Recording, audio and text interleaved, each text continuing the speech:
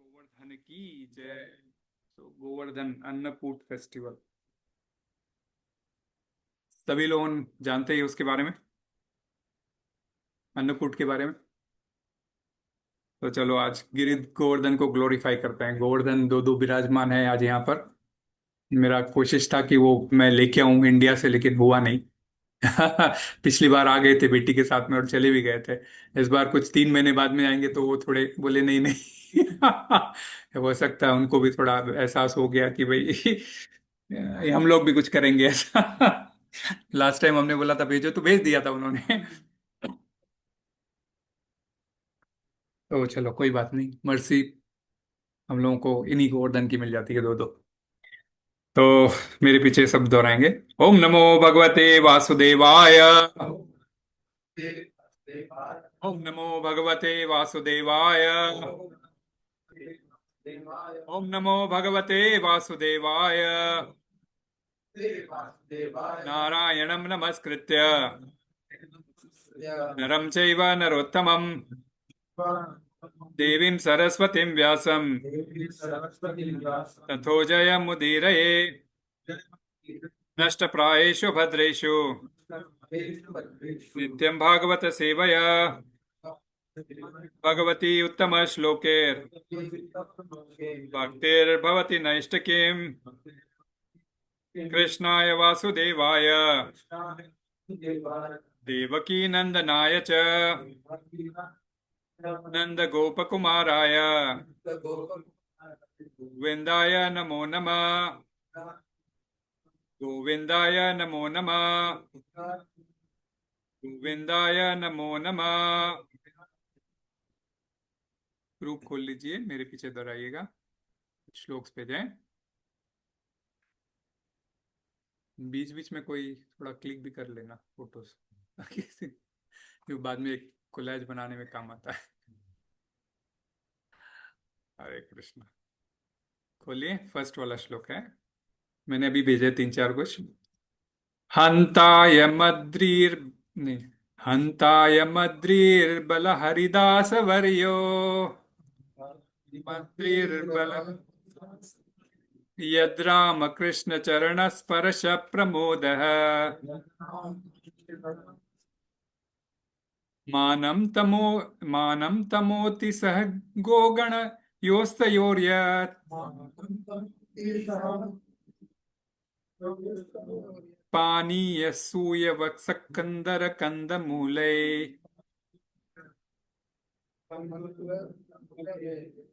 हंताय मद्रिरबल हरिदास वर्यो यद्राम कृष्ण चरण स्पर्श प्रमोद मानं तमोति सह गो गणयोस्तयोर्यत् पानीय सूय वसकंदर कंदमूले। हरे कृष्णा। कोई एक रिपीट करेंगे, कोई एक किसी को आता है? हंताय मद्रीरबला हरिदास वर्यो हंताय मद्रीरबला हरिदास वर्यो यद राम कृष्ण चरण स्पर्श प्रमोद यद राम कृष्ण चरण स्पर्श प्रमोदः सागर गोगण योस्तयोर्यत् मानं तनोति सह गोगणयोस्तयोर्यत्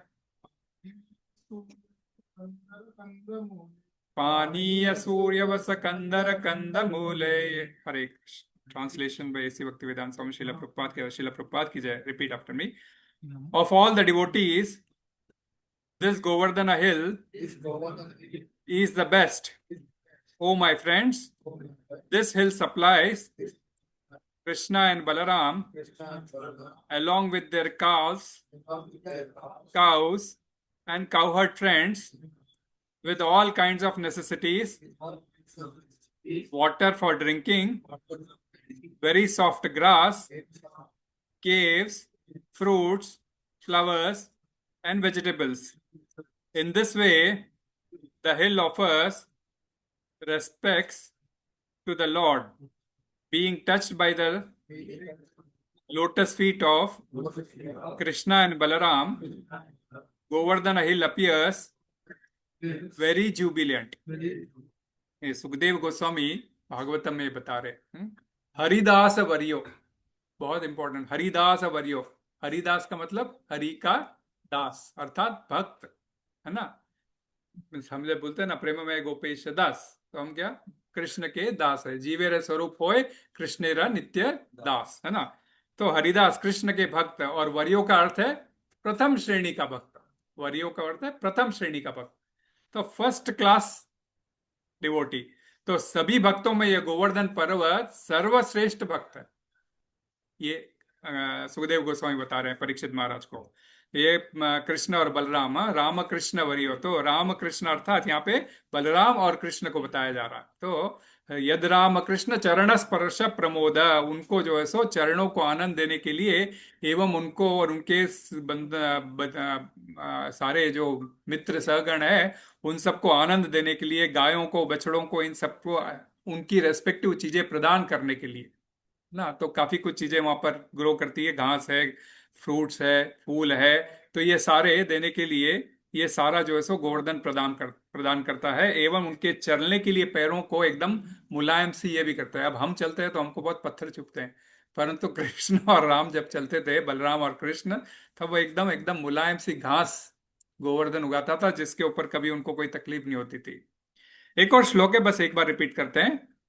कृष्णस्त्वनन्त्यं कृष्णस्त्वनन्तमं रूपं गोपविश्रम्भणं गत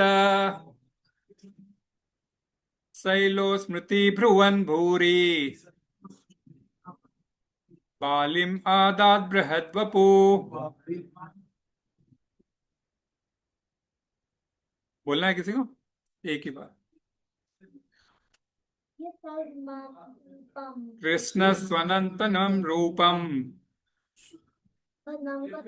गोपी विश्रम्भणं गत शैलो स्मृति भुवन भूरि बलम आदत बृहद्वपु। ट्रांसलेशन ऐसी भक्ति वेदांत स्वामी शिला प्रभुपाद की जय। Of all the devotees this Govardhan hill, no, sorry, no, it's the same, I have read it by mistake, okay. तो हाँ, मैं तब कृष्ण ने विश्वास जगाने के लिए एक अभूतपूर्व विशाल रूप धारण किया। मैं गोवर्धन पर्वत हूं, यह कहते हुए उन्होंने प्रचुर मात्रा में दिया गया प्रसाद खाया। तो ये दो श्लोक मैंने लिए, एक जो है सो 35वां श्लोक है और एक 18वां श्लोक है। तो 18वें श्लोक से आते आते 35वें श्लोक में सुखदेव गोस्वामी क्या कहते हैं, कृष्ण बता रहे हैं कि है ना, मीन्स लाइक जब गोवर्धन की प्रागट्य हो गया था, तब ग्वालों को विश्वास जगाने के लिए उन्होंने, कृष्ण ने वापस एक्सपैंड किया, उसी पर्वत में घुस गए और अपना विशाल रूप धारण किया, और जितना ऑफरिंग किया था वो सारा ग्रहण कर लिया। मैं गोवर्धन हूं, कृष्ण कह रहे हैं उसमें, इस 35वें श्लोक में, मैं गोवर्धन पर्वत हूं, अर्थात कृष्ण स्वयं गोवर्धन है, क्योंकि कृष्ण एक्सपैंड हुए थे उस समय, और उसी समय उन्होंने पर्वत का रूप जो ऑलरेडी था उसके अंदर पर्वत में ही समा गए और सारा ऑफरिंग ग्रहण कर लिया। तो मैं कृष्ण, मैं गोवर्धन पर्वत हूं, वे कह रहे हैं, इसका मतलब वे स्वयं भगवान कृष्ण है। तो इस प्रकार श्रीमद् भागवतम में गोवर्धन को भक्त और भगवान दोनों भी बताया गया है ना। आप बोलोगे ऐसे कैसे हो सकता है, भक्त और भगवान दोनों भी कैसे बताया जा सकता है, होता है क्यों नहीं। चैतन्य महाप्रभु का प्रागट्य आप सभी जानते हैं। चैतन्य महाप्रभु स्वयं आए थे भक्त के रूप में, परंतु वे कृष्ण से कोई अन्य नहीं थे ना। राधा कृष्ण नहीं अन्य, चैतन्य महाप्रभु तो कृष्ण से वे अलग अभिन्न नहीं थे। कृष्ण स्वयं भक्त के रूप में आए थे, तब चैतन्य महाप्रभु कहलाए। तो अब हम लोग के ऊपर है, हम किस प्रकार समझे इसको। गोवर्धन को भक्त की तरह समझे या भगवान की तरह समझे? Hare Krishna. We just read the shloka through. तो हम लोग किस प्रकार समझे? भक्त की तरह समझे या भगवान की तरह समझे? क्या बोलते हो आप लोग? भक्त की तरह, है ना? कितने लोग भक्त और कितने भगवान? हाँ। तो अभी आप लोग थोड़ा समझ में आ गया क्यों? क्योंकि भक्त भाव में गिरिराज की यदि हम सेवा करते हैं तो कृष्ण हम पर अधिक दयालु होते हैं ना। कृष्ण हम पर अधिक दयालु होते हैं। क्या कहते हैं वो? हम भक्त पराधीन हो, मैं भक्त के पराधीन हूं। तो मैं भक्तों का ऋणी हूं। तो जब हम भक्त के रूप में सेवा करते हैं तो भगवान हमारे ऋणी हो जाते हैं। दामोदर महीना चल रहा है, कोई दो राय नहीं है। हम सब जगह ग्लोरीफाई करते आ रहे हैं दामोदर को। तो दामोदर में अब भगवान की लीला आप सबको पता है। क्या कर रहे थे वे? सारे भक्तों पर कृपा ही कर रहे थे, राइट? त्रेता में जो उन्होंने अपने क्या बोलते, वानरों को वानरों से जिन ऋण लिया था वो वापस रिपे कर रहे हैं, माखन खिला करके, है ना? माता यशोदा को मीन्स भक्त वत्सलता के तौर पे उनको प्रेम दया दिखा रहे हैं। और नल कुबेर और मणिग्रीव को भी श्राप मुक्त कर रहे हैं, जो उनके एक भक्त नारद मुनि ने दे दिया था। तो इस प्रकार देखा जाए, यदि हम भक्त के रूप में जब भगवान के सेवा में लगते हैं तो कृष्ण हम पर अति ज्यादा कृपालु होते हैं। तो हमारे लिए तो भक्त के रूप में देखना ज्यादा श्रेष्ठ कर है। तो वैसे स्वयं भगवान भी है कृष्ण गोवर्धन के रूप में, ये क्यों कहा गया है? तो ये भी समझना पड़ेगा। ये भी समझना पड़ेगा। भक्त के रूप में हम समझ गए कि भाई हम भक्त के रूप में जब सेवा करते हैं तो कृष्ण बड़े प्रसन्न होते हैं। तो अब हम कुर्सियां ले लो माता जी, जो नीचे नहीं बैठ सकते कुर्सियां वहां पे, शुभांगी कुर्सियां दे देना। सो या सो गोवर्धन अब भगवान क्यों है, इसको भी हम समझने का प्रयत्न करते हैं। तो गर्ग संहिता में रेफरेंस आता है। गर्ग संहिता में रेफरेंस आता है, गोलोक में एक बार राधा और कृष्ण बैठे थे और श्री राधा जी ने कृष्ण से उनकी लीलाओं के लिए एक परम सुंदर क्षेत्र की मांग की।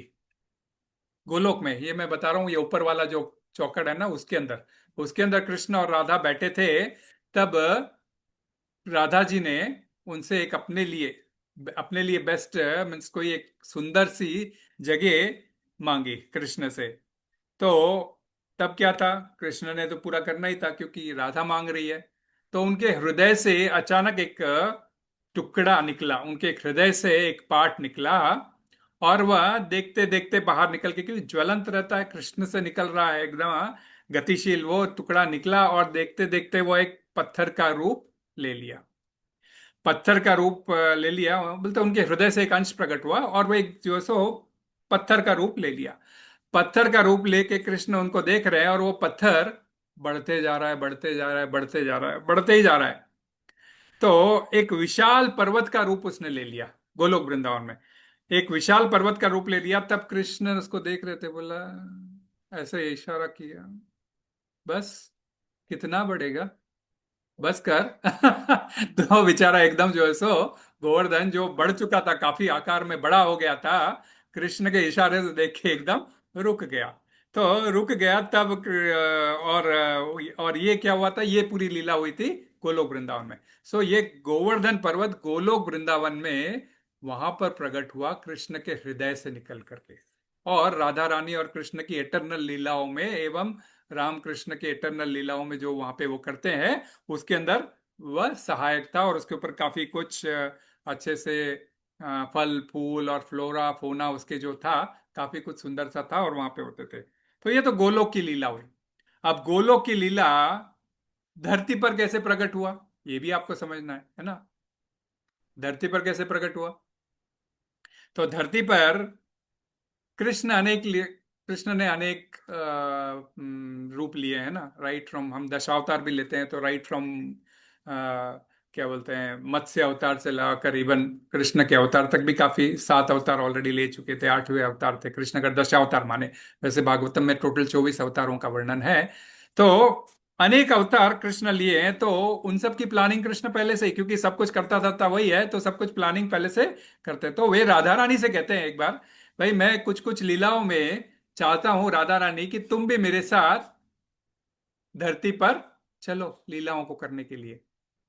तो राधा रानी बोलती है, जहां वृंदावन नहीं है, जहां पर यमुना जी नहीं है, और जहां पर गोवर्धन नहीं है, मैं वहां पर कभी भी नहीं आऊंगी। ये तीनों को आप क्रिएट करो तो मैं सोचूंगी आने के लिए, अन्यथा मैं लक्ष्मी को ही भेजूंगी। कुछ भी कार्य हो मेरे एक्सपेंशन, मैं नहीं आने वाली।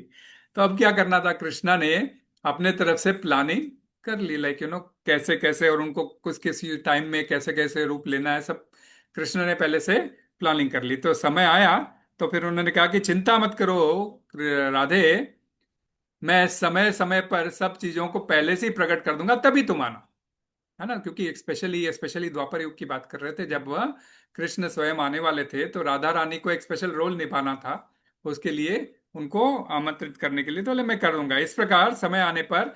तो सबसे पहले सतयुग में ही कृष्ण ने शालमाली द्वीप के ऊपर, शालमाली द्वीप, अब ये टोटल आप लोगों को मीन्स लाइक ये जो हमारा जो भूमंडल है, ये 7 द्वीपों में खंडित बटा हुआ है। हाँ सब। तो आप देखोगे ये जो सेंट्रल वाला जो है ना, सेकंड वाला जो चक्र, फर्स्ट ऊपर इज द लॉन्गिट्यूडनल सेक्शन, और ये जो नीचे वाला है उसके नीचे, that is horizontal cross section. तो उस हॉरिजॉन्टल में क्रॉस सेक्शन में आप देखोगे there are different islands in between, and there is water in between, there is different 7 types of island, 7 concentric surrounded by liquids. So ये भूमंडल का, जब हम भूमंडल को इस प्रकार लॉन्गिट्यूडन वाइज काटते हैं, तो कुछ इस प्रकार का ये आता है। तो ये जो सबसे बीच वाला द्वीप है उसको जम्बू द्वीप कहते हैं। सबसे बीच वाले को जम्बू द्वीप कहते हैं, जिसके अंदर ही हम, हमारा जो है सो भरत खंड है, हमारी ये जो पृथ्वी है एक भरत खंड के रूप में आती है। और भरत खंड के अंदर हम भरत वर्षे, जो भारतवर्ष है, वो भारतवर्ष जो अपना अनडिवाइडेड इंडिया लो या जो भी आप लो, वो उस रूप में जब हम आर्यावर्त है, फिर उसके अंदर आर्यावर्त जो ये पर्टिकुलरली जो कुरुवंश का जो राज्य था, तो आर्यावर्त पूरा जो बाल्टिस्तान से लगा के, मीन्स इनफैक्ट ईरान से लगा के यहाँ तक का जो पोर्शन था वो पूरा आर्यावर्त कहलाता था। तो आर्यावर्त। तो ये जम्बू द्वीप, जम्बू द्वीप के बाद में है प्लक्ष द्वीप, और प्लक्ष द्वीप के बाद में है शालमाला द्वीप, शालमाली द्वीप। और शालमाली द्वीप के बाद में कुश द्वीप, क्रौंच द्वीप, शक द्वीप और पुष्कर द्वीप, इस प्रकार 7 द्वीप है। द्वीप मतलब आइलैंड जो which is surrounded by water. हर जगह वाटर नहीं है, पहले जगह नमक का पानी है जिससे हम सराउंडेड है। उसके बाद में अलग अलग है, दूध भी है, दही भी है, घी भी है, अलग अलग प्रकार से अलग अलग है। तो उसके अंदर जो तीसरा वाला जो भूखंड है जिसको आइलैंड है, शालमाली द्वीप, उसके ऊपर द्रोणाचल पर्वत नाम का एक पर्वत था। द्रोणाचल नाम का एक पर्वत था। ओके। उसने एक अपने पुत्र को जन्म दिया, उसका नाम गोवर्धन था। ओके। तो गोवर्धन ने अपनी लीला शुरू करने के लिए द्रोणाचल पर्वत के पुत्र के रूप में श्रृंखला शालमाली द्वीप पर उसका प्रारंभ किया। तो और जब वह उसका जन्म हुआ, अब हम बोलोगे पर्वतों का जन्म कैसे होता है, तो ना ठीक है, ये सब दिव्य चीजें हैं, जब दिव्य ट्रांसेंडेंट होता है तो वो भी ट्रांसेंड होता है ना। लेकिन हम जन्म बोलते हैं तो इसका मतलब ये मत बोलना कि 9 महीने के गर्भ में एक ऐसा था, ये सब था। क्यों है, ट्रांसेंडेंटल चीजों में ये सब चीजें अप्लीकेबल नहीं होती, क्योंकि कृष्ण को भी प्रकट के लिए कोई जरूरी नहीं था, माँ बाप चाहिए थे।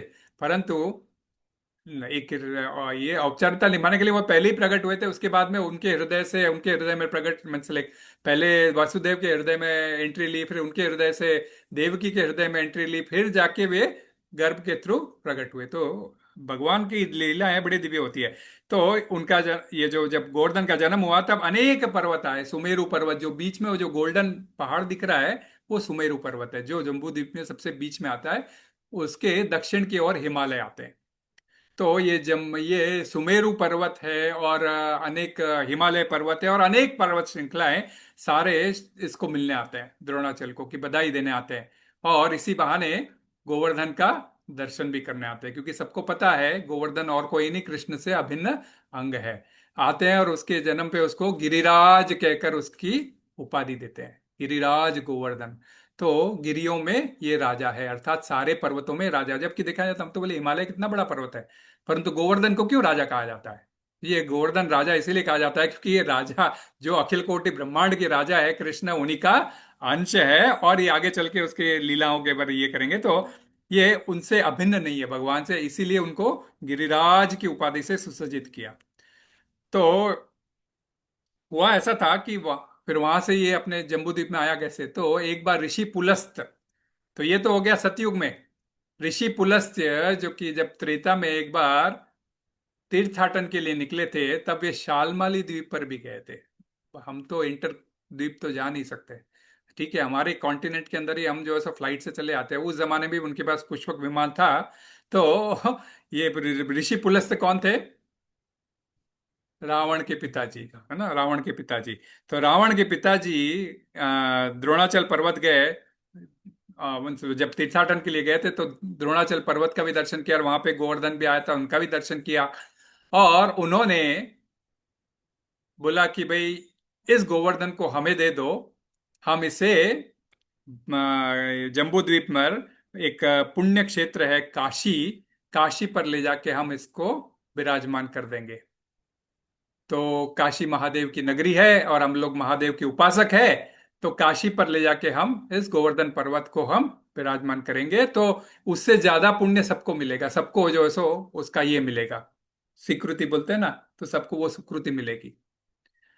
तो ठीक है, द्रोणाचल पर्वत थोड़े आगे पीछे हुए, परंतु बोले नहीं ठीक है, जग कल्याण की बात है, तो फिर मैं रेडी होता हूं। उन्होंने तुरंत अपने, क्योंकि उनके साथ में लग के ही था तुरंत अपने से एक टुकड़ा अलग किया कि ये बोले ये गोवर्धन है, इसको तुम ले जाओ और जहां पर तुमको विराजमान करना है वहां पर रख देना, ये अपने आकार में वापस आ जाएगा। तो बट कंडीशन ये है कि आप इसको और कहीं रख मत देना, नहीं तो ये वहीं पर फिक्स हो जाएगा। तो ठीक है, गोवर्धन पर्वत को वो हाथ में लेकर निकलते हैं।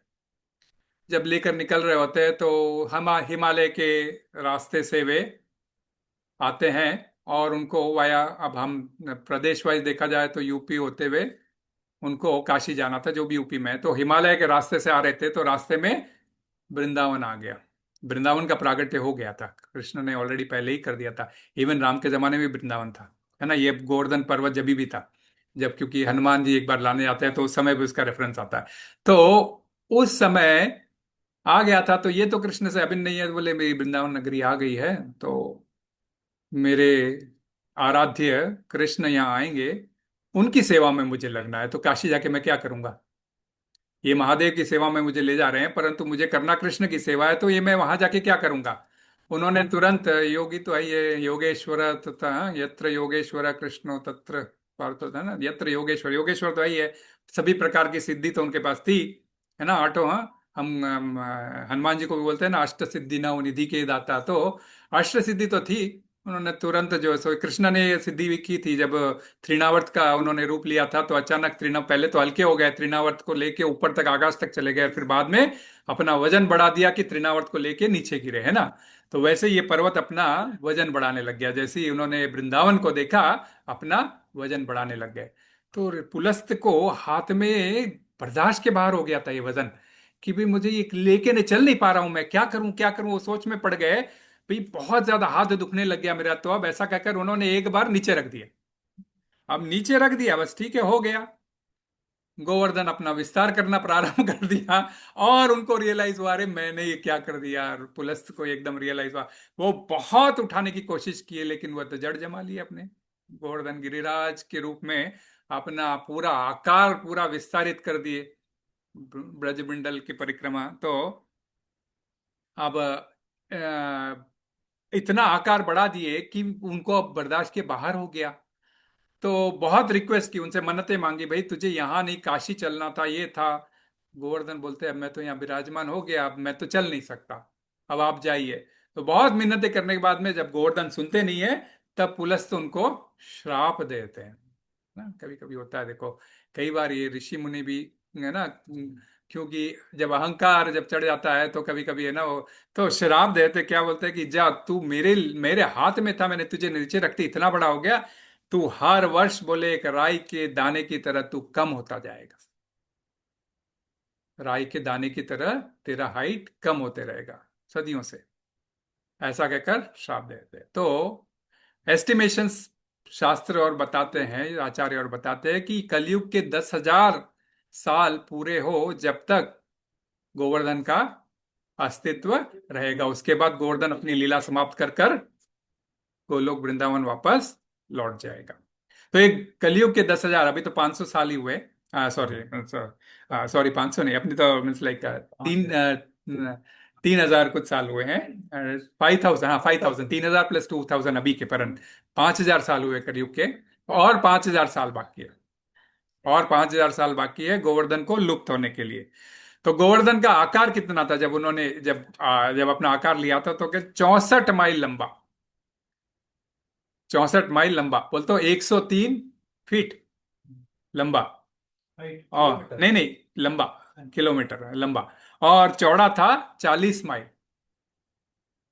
चौड़ा था 40 माइल लंबा, मतलब इधर से मक्का मदीना तक पहुंच जाएंगे। हाँ या 40 माइल लंबा, और ऊंचा था 16 mile, 16 mile, that is 26 kilometre. ज्यादा ऊंचा नहीं था कभी भी गोवर्धन, बट विस्तार में काफी था, अभी भी वैसे ही है, अभी भी। हाँ 26 तो हो, लेकिन अब अन्य पर्वत को देखे तो उस हिसाब से कुछ नहीं, बट फिर भी उसको राजा की कैटेगरी दी गई थी क्योंकि ये गिरिराजों का राजा था। तो इस प्रकार का, नहीं नहीं अभी तो बहुत कम हो गया है, 64 किलोमीटर कहाँ है वृंदावन में, ये तो बहुत कम रह गया। तो ये मीन्स लाइक उसी समय त्रेता से कम होते होते, द्वापर से होते होते अभी तक आते आते ही अभी ये कंडीशन हुआ है, और आगे चलते चलते, और 27वां कलयुग है, तो चलते चलते अभी तो, 14 किलोमीटर की परिक्रमा है बस। हाँ 14 क्या 26 ना टोटल, हाँ बस टोटली, टोटली 26 किलोमीटर है। अब राधा कुंड वगैरह हाँ सब सब मिला के 26 किलोमीटर की परिक्रमा अभी। हाँ वॉक करो। 26 किलोमीटर हो जाता है, 6 घंटे में हो जाता है, ऐसा बोलता है। तो अभी हमारे लिए सेवा उपलब्ध है, तो हमें इसको यूज कर लेना चाहिए। हरे कृष्ण। तो इसके, तो ये है गोवर्धन का इस धरती पर प्रागट्य का कारण, तो हम बराबर समझ गए। पहले तो हमने गोलोक में समझा उनकी लीला, और अभी धरती पर समझ गए, तो अब उसके महत्व को भी समझ लेते हैं, क्योंकि ग्लोरिफिकेशन में महत्व भी समझना जरूरी है ना। तो गोवर्धन पर्वत, तो हमारे पास क्या है, जैसे अब हम तो भक्त के रूप में हमें सेवा करनी चाहिए, तो भक्त के रूप में क्या करना चाहिए, भक्ति करना चाहिए, राइट। भक्ति के अनेक अंग है ना। श्रवणम कीर्तनम विष्णु सरवणम पाद सेवनम अर्चनम वंदनम दास्यम साख्यम आत्म निवेदनम, किसी भी रूप में आप भक्ति कर सकते हो। 9 प्रकार की भक्ति, नवदा भक्ति जिसे कहते हैं, किसी भी रूप में भक्ति कर सकते हो। श्रवण, अभी आप सब सुन रहे हो तो श्रवण कर रहे हो, मैं बोल रहा हूं तो मैं कीर्तन कर रहे हूँ, स्मरण कर रहे हैं किसका, गोवर्धन कृष्ण का। तो जब सब कार्यों में हम कृष्ण के, तो ऐसे ही आता है एक सेवा, पाद सेवनम, पाद सेवनम अर्थात या तो कृष्ण के चरणों की सेवा करो, या अपने चरणों को कृष्ण की सेवा में लगाओ। तो अपने चरणों को हम कृष्ण की सेवा में कैसे लगा सकते हैं, धाम की परिक्रमा कर। तो गोवर्धन परिक्रमा एक ऐसा ये है जो कहते हैं कि अपने चरणों को आप गोवर्धन परिक्रमा करने में लगाते हो, बिना चप्पल के करते हैं लोग, 6 घंटे 8 घंटे जितने भी लगते हैं लोगों के। तो गोवर्धन की परिक्रमा में करते हो तो शास्त्र बताते हैं कि आप अपने जन्म मृत्यु के चक्र से छूट जाते हो। तो ये जो हमारा कर्म बंधन का संसार चक्र का साइकिल है, वो सारा नष्ट हो जाता है, और हम इस चक्र से छूट जाने की कैपेसिटी रखते हैं, बशर्ते हम वापस अपराध ना करें। सो ये जो एक गर्भ से दूसरे गर्भ की हमारी जो ट्रांस माइग्रेशन ऑफ सोल जो है, ये इसका चक्र कट जाता है। तो बहुत इंपॉर्टेंट चीज, इसीलिए गोवर्धन परिक्रमा एक इंपॉर्टेंस है। तो जब भी आप गोवर्धन की बात होती है तो गोवर्धन परिक्रमा की भी बात होती है। दूसरा है, गोवर्धन को केवल यदि कोई पत्थर समझ ले, उसकी गलती मत करना। क्यों, क्योंकि वह स्वयं भगवान ही है, राइट। उसको क्या बोलते हैं, गिरिराज हरेर मुरारी, और कोई नहीं, वह मुरारी हिमसेल्फ है, कृष्ण हिमसेल्फ है। हाँ, परंतु किस भाव में है, किस मनोदशा में है, किस मूड में है, डिवोटी के भाव में। क्योंकि कृष्ण और राम आएंगे उनके चरणों की सेवा करने के लिए, मैं यहाँ पर विराजमान हुआ हूं, तो मनोदशा है उनकी भक्त के रूप में सेवा करने के लिए। तो इसीलिए और क्यों, क्योंकि ऐसा सेवा करने से भगवान क्या होगा, हमको उनकी करुणा मिलेगी, है ना। इसलिए बोलते हैं हे कृष्णा करुणा सिंधु दीन बंधो जगत पते, है ना। तो कोई भी अवतार कृष्ण ने लिया है, जो भी अवतार लिया है कृष्ण ने, जो भी रूप धरा है, जो भी कार्य किया है, मात्र और मात्र करुणा देने के लिए किया है, भक्तों को करुणा देने के लिए किया है। तो इतना इंपॉर्टेंस है गोवर्धन का। ये गोवर्धन का इंपॉर्टेंस करने के लिए शायद लास्ट टाइम मैंने स्टोरी बताई थी आप लोगों को। हाँ, एक स्टोरी बताई थी। स्टोरी वापस रिपीट करूं? याद है किसी को? ऑर्डिनरी पत्थर समझने की गलती करने से क्या होता है? ऑर्डिनरी पत्थर। हाँ, याद नहीं है? एक गर्ग संहिता में आती है वापस ये पूरा। तो एक वैश्य था, बहुत ही धार्मिक वैश्य था।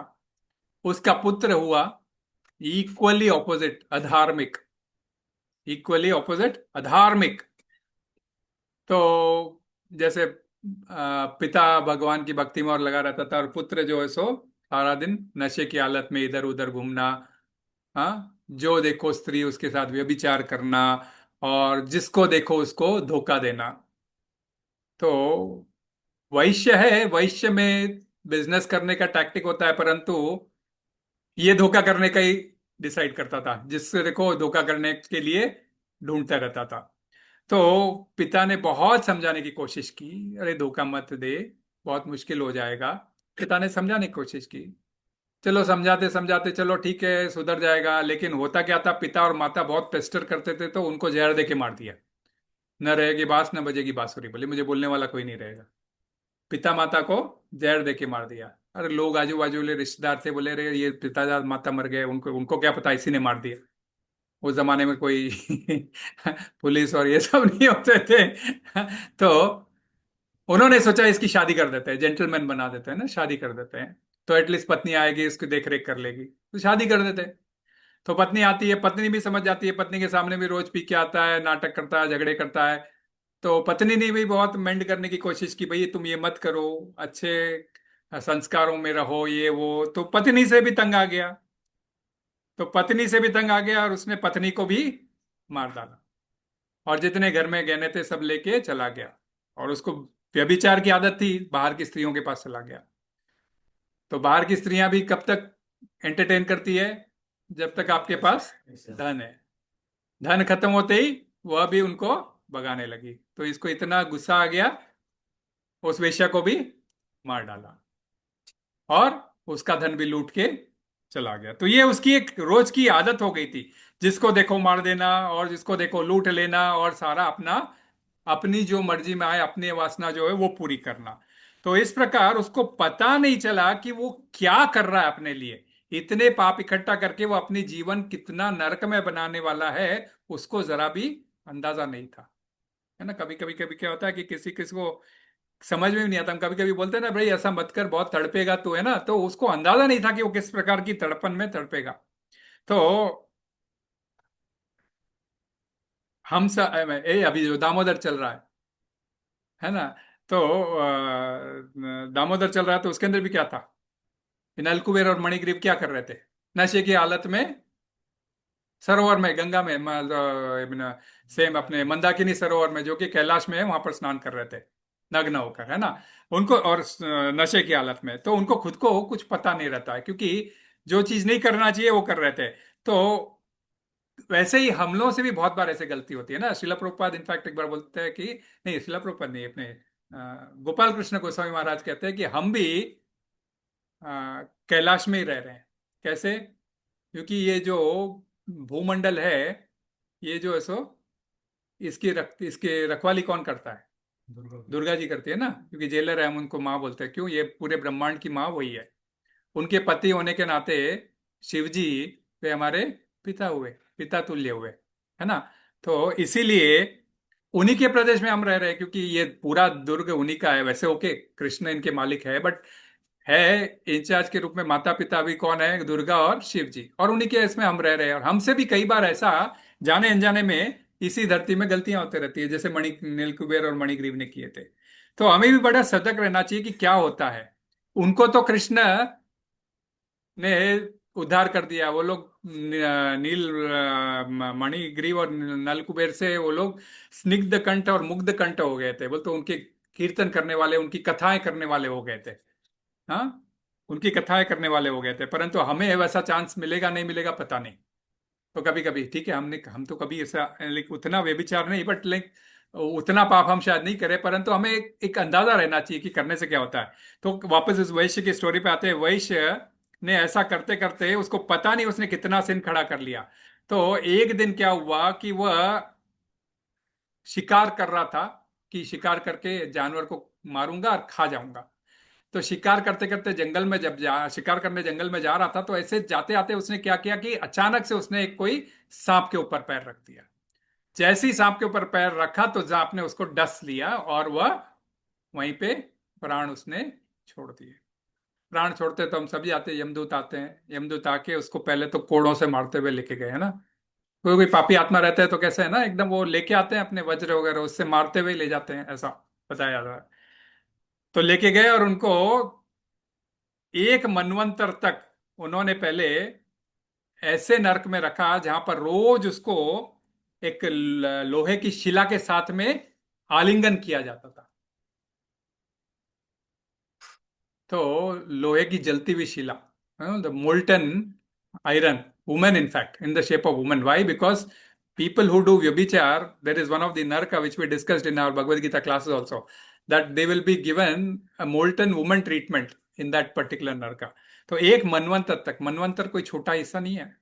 43,20,000 का एक युग होता है। ऐसा युग जब चतुर्युग पास हो, 4 युग पास होते हैं तो एक महायुग होता है। जैसे हम 43,20,000 क्या, एक युग होता है, महायुग। वो महायुग जब 71 बार जब क्रॉस होता है तब जाके एक मनवंतर पूरा होता है। तो इतने दिनों तक वह उसको रोज एक आयरन की वुमन की बॉडी के साथ में उसको आलिंगन कराया जाता था। तो ये बहुत शौक था ना ये लेक।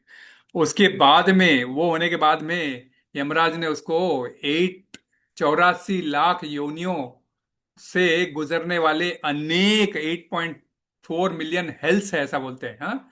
84 लाख हेल्थ भी है। उनमें से गुजारते हुए हर जगह पनिशमेंट देते हुए उनको बाहर निकाला। अनेक जन्मों तक पनिशमेंट चलता रहा। उसके बाद में 10 जन्मों तक उसको सुअर बनने का मौका मिला।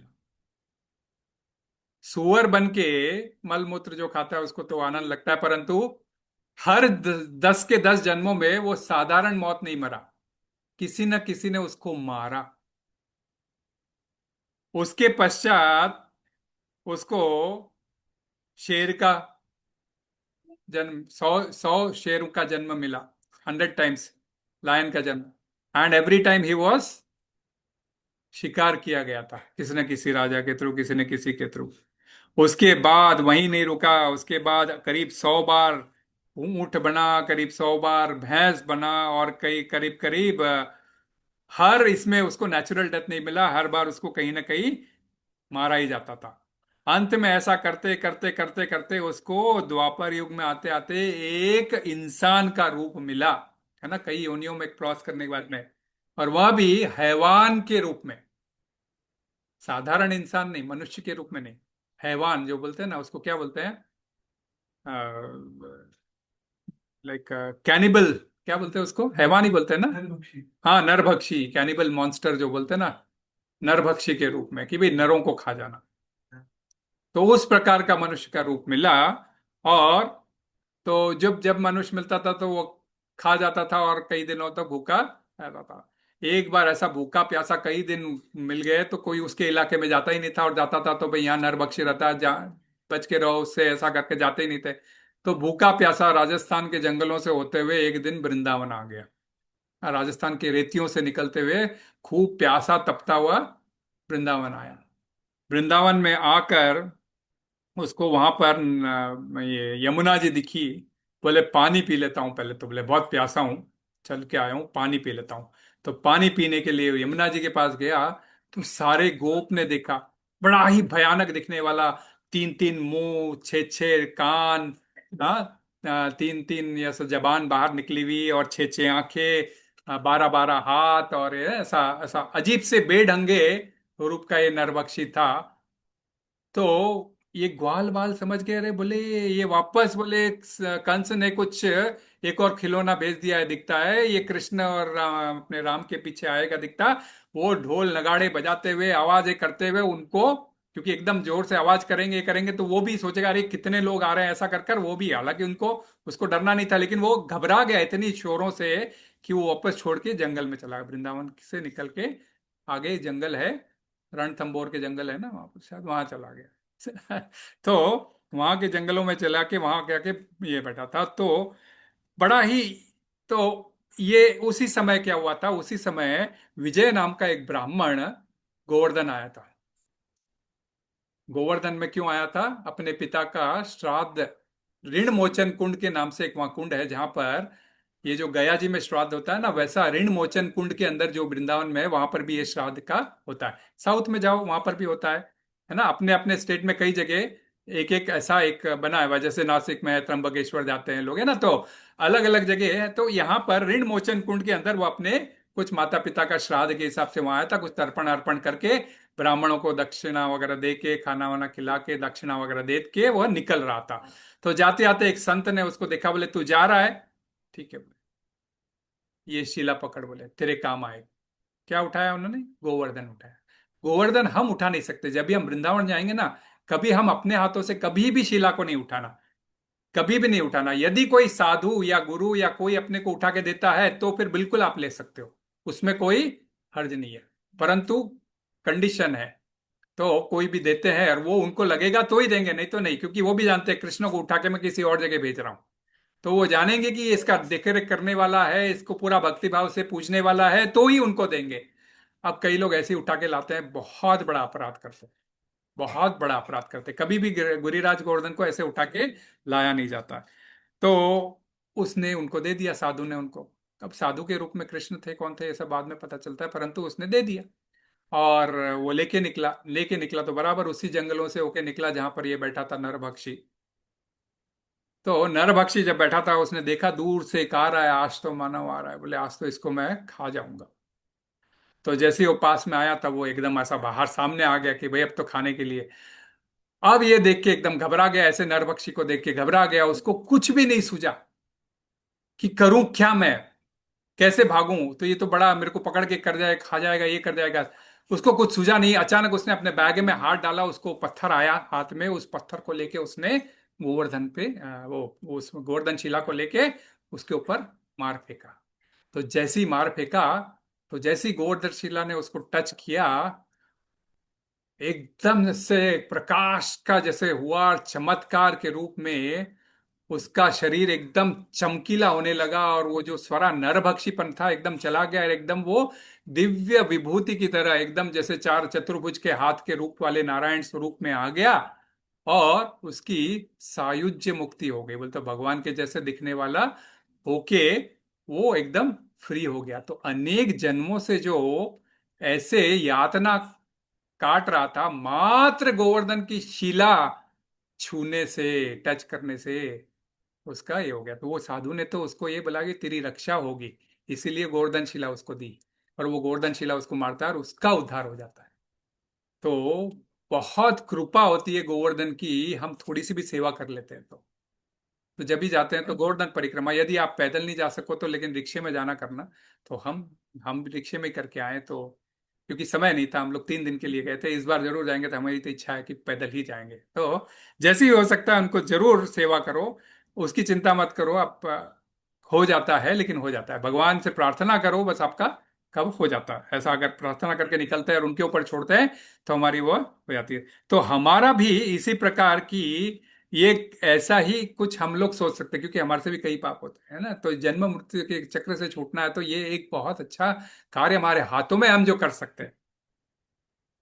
तो गोवर्धन को देखने मात्र से, तो यदि अब हम गोवर्धन का ऐसा पर्वत देखते हैं ना जो अन्न का बनाया हुआ, उसको भी देखने मात्र से हमें कृष्ण की कृपा मिलने लग जाती है, इसीलिए यह गोवर्धन हर साल मनाया जाता है। और इसका जो बोलते हैं ना पुण्य है ना इसका, हालांकि कृष्णार्पण वस्तु करने से कोई पुण्य की बात नहीं होती, परंतु जो पाइटी बोलते हैं, पुण्य जो बोलते हैं, केदार पर्वत पर कोई 5,000 साल रहता है, तो वो 5,000 साल रहने का जो पुण्य प्राप्त होता है केदारनाथ पर्वत के ऊपर, वो मात्र एक बार इनको देखने से वो प्राप्त हो जाता है। ये शास्त्र में बताए हुए निचोड़ है। तो कोई कार्तिक मास में गिरिराज पर्वत, गिरिराज की तलहटी में, गिरिराज पर्वत में 1 महीने के लिए यदि कोई रह जाए, तो उनको ये सुमेरु पर्वत, जो गोल्डन माउंटेन है बीच में बड़ा वाला माउंटेन, ये तो हिमालय तो कुछ नहीं, तुच्छ है उनके सामने, तो सुमेरु पर्वत जितना गोल्ड दान देने का पुण्य मिल जाता है। माता जी पुण्य उठाने गई है। शायद गोवर्धन परिक्रमा भी कर ले। राधानाथ स्वामी महाराज अभी वहां पे गए हुए हैं, तो अपने भरत नारायण प्रभु भी पूरे महाराज के साथ में वहां पर है, तो नाइस टाइम। सो वैसे ही कभी कुछ हम लोग भी प्लान करके डेफिनेटली जाएंगे, ऐसा प्रार्थना करते हैं कि, तो कार्तिक महीने में वृंदावन की परिक्रमा करनी चाहिए हुए जब तक। तो राधा माता जी गई है, उनको हम प्रार्थना की है कि भाई हमारे सबके लिए भी प्रे करना। तो गोवर्धन गिरिराज से और कोई ज्यादा मीन्स लाइक, उससे ज्यादा कोई पवित्र जगह नहीं है कार्तिक महीने में यदि आप जाते हो तो मिलियंस टाइम्स ऑफ गोल्ड का, जो पहाड़ जितना गोल्ड डोनेट करने का हमको ये मिल जाता है। एक साधारण, कभी कभी कोई गुजर जाता है तो एक गोल्ड की चीज डोनेट करनी होती है, तो उसके अंदर भी 10 बार सोचते हैं ना, कई बार कोई पीछे गुजर जाता है, तो मैंने ये बोलता हूँ सक्षम आदमी नहीं ले, बट देन कई बार 10 बार सोचते हैं, नहीं ठीक है 22 कैरेट नहीं लाते हैं, जनरल वाला ले आते, कभी कभी ऐसा भाव आता है, मैं क्योंकि हम उस चीज से गुजर चुके हैं। भाई 22 कैरेट में 10% ज्यादा देना होता है। तो एक बात बता रहा हूं, मैं तो ये सब आपको जस्ट बता रहा हूं ताकि आपको ये इसका ये रहे कि किस प्रकार निष्काम तरीके से हम कर सकते हैं काम। द श्रीशैल पर्वत, ये भी शिव जी का पर्वत है, आंध्र प्रदेश में है, श्रीशैलम के नाम से जाना जाता है। श्रीशैल पर्वत के ऊपर एक विद्याधर कुंड है। विद्याधर कुंड है वो, जो एक पुष्करणी है, विद्याधर पुष्करणी के नाम से जानी जाती है। उसके अंदर स्नान करने का बड़ा महत्व है, श्रीशैल पर्वत के ऊपर विद्याधर कुंड में।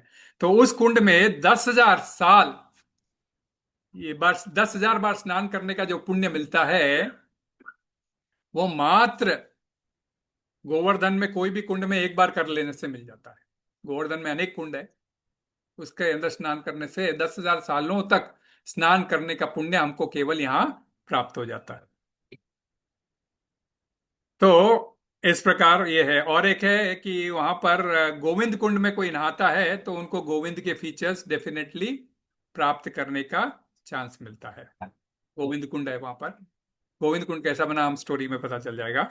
और मानसी गंगा है, वहां पर यदि कोई स्नान करता है तो उससे बढ़कर कोई और पवित्र जगह, जैसे बोलते हैं ना गंगा, तो उस गंगा से पवित्र और कोई गंगा अभी इधर है नहीं। तो राधा रानी उसी मानसी गंगा से पानी लाके राधा कुंड में डाल रही थी उस समय।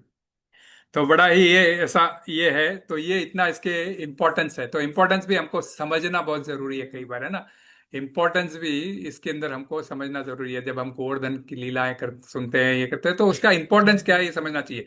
अब ये कंपैरिजन जब देता हूं मैं, इससे इतना गुना फायदा, इससे उतना गुना फायदा है, तो ये जस्ट हमारे आइडिया के लिए कि कितना इंपॉर्टेंट प्लेस है ये, आइडिया के लिए। आप इतना पुण्य इकट्ठा करो ये नहीं बोल रहा हूं, परंतु आप करो कृष्ण की सेवा में वो कार्य करो, और कृष्ण को ही अर्पण करो। फिर जो है आपको जो जो पाइटी मिलेगा स्पिरिचुअल प्लैनेट्स में एंटर करने का, वो हम समझ नहीं सकते। तो ये है गिरिराज गोवर्धन की इंपॉर्टेंस। तो एक सूक्ष्म में मैं लीला बता देता हूँ, जब तक भोग लगता है हम सूक्ष्म में लीला भी समझ लेते हैं। तो लीला भी है, तो गोवर्धन की इंपॉर्टेंट लीला है। तो ये भागवतम के 10वें स्कंद के 24वें और 25वें अध्याय के अंदर ये लीला बताई गई है, गोवर्धन की लीला। मात्र कृष्ण उस समय 7 साल के थे, जस्ट 7 इयर्स के हुए थे। तो 7 इयर्स के हुए थे, और एक दिन देखा उन्होंने, उठते दिवाली के दूसरे दिन, जैसे दामोदर लीला दिवाली के दिन हुई थी, दूसरे दिन आज, तो लोग सारे गोकुलवासी, माता पिता सभी, सभी के सब काम में लगे हुए। कोई तोरण बांध रहा है, कोई कुछ फूल, कोई कोई फलार बना रहा है, कोई जो है सो मिठाइयाँ बना रहा है, कोई ये बना रहा है, और पूरे नगर के अंदर रंगोली डाल रहे हैं पूरे। मेरे पास कलर नहीं था। अभी याद आ रहा है, कल जाना भी है तो कलर नहीं है, मैंने लाऊंगा सोचा, हुआ नहीं। तो रंगोली तो मैंने नहीं डाली। तो कोई रंगोली डाल रहा है, ये कर रहा है, सब कुछ कर रहा है, परंतु कुछ क्यों कर रहे हैं कृष्ण? क्योंकि दामोदर लीला तो उन्होंने 3.5 साल में की थी। 7 साल के हुए तब उन्होंने पूछा अपने पिताजी को, है ना। तो वैसे कि भाई ये आप क्या कर रहे हो पिताजी? कथयम में पिता को यम संभ्रमो व उपागत किम फलम क्या सवोद्देश केन व साध्य थे मखा। पिताजी को पूछ रहे हैं कृष्ण कि आप लोग क्या कर रहे हो, इतना जतन कर रहे हो, क्या जतन कर रहे हो? क्या ऐसा क्यों इतना बिजी हो? क्या मिलने वाला है ये सब करके? एंड इस सैक्रिफाइस कहाँ मेंशन्ड है? ये कौन से शास्त्रों में ये बात बताई गई है कि ये ऐसे कार्य करना चाहिए दिवाली के दूसरे दिन? और करने से आपको क्या सेटिस्फैक्शन मिलेगा? अनेक प्रकार के प्रश्न अपने पिता से कर लेते हैं। अब पहले नंद बाबा जो है सो बोलते हैं बच्चा है तो ऐसे ही प्रश्न पूछ रहा है, छोड़ देते हैं। परंतु कृष्ण छोड़ते नहीं है, डिटरमिंड है ना, माता जी यशोदा जैसे डिटरमिंड थी, डिटरमिंड है, पूछते हैं। तो उनके पिताजी नंद महाराज बोलते हैं भाई ये सब मैं हमारे लिए तुम्हारे लिए नहीं कर रहा हूं, ये अपनी, हम लोग क्या कर, हम लोग कौन है? हम लोग ग्वाले हैं। ग्वालों का क्या काम है? गायों की देखभाल करना, है ना। भगवत गीता में भगवान बोलते हैं ना, वैश्य कर्म स्वभावजम, क्या है? कृषि गोरक्ष वाणिज्यम, ये 3 कार्य वैश्यों के कार्य है। तो गोरक्षा, वाणिज्य बिजनेस, और कृषि, ये तीनों हमारे कार्य है। ये तीनों, अब गो से हम ये कृषि करेंगे, और दूध लेके हम बिजनेस करेंगे, दूध दही मक्खन घी इत्यादि बना के हम बिजनेस करेंगे।